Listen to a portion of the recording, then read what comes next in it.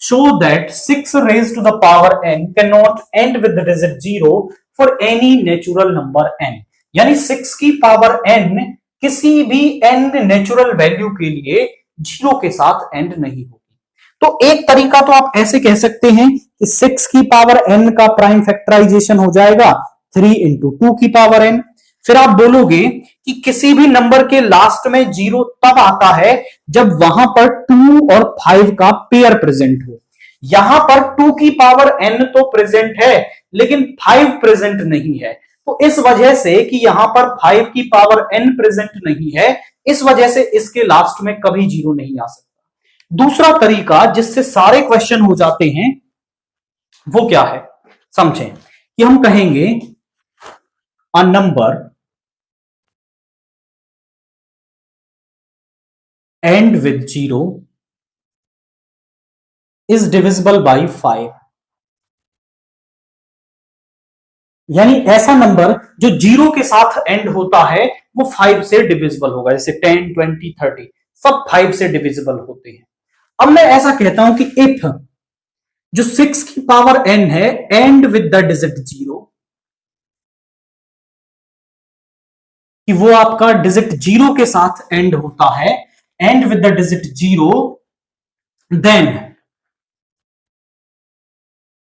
6 raised to the power n is divisible by 5।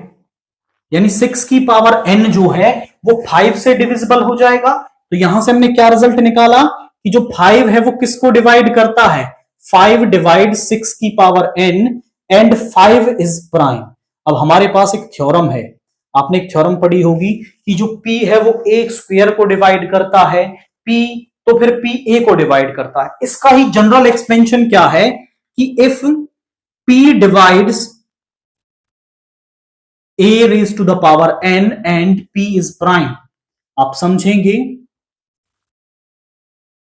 कि जो p है वो a की पावर n को डिवाइड करता है और जहां पर p जो है वो क्या है, प्राइम है, तो जो p है वो a को डिवाइड करेगा, which implies p divides a।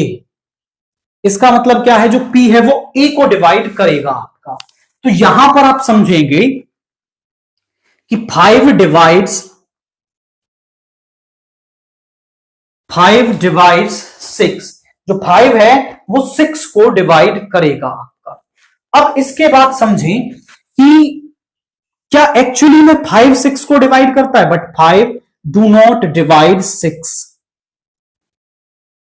But जो 5 है वो आपका 6 को डिवाइड नहीं करता, तो फिर ये रिजल्ट ट्रू नहीं होगा। So 6 raise to the power n can not end with the digit 0। यानी वो डिजिट 0 के साथ आपका एंड नहीं हो सकता, यानी कि ये कभी भी 0 के साथ एंड नहीं होगा। ये वो तरीका है जिससे कि वो किसी के साथ भी एंड होने के बारे में पूछे तो आप रिजल्ट को बता सकते हैं।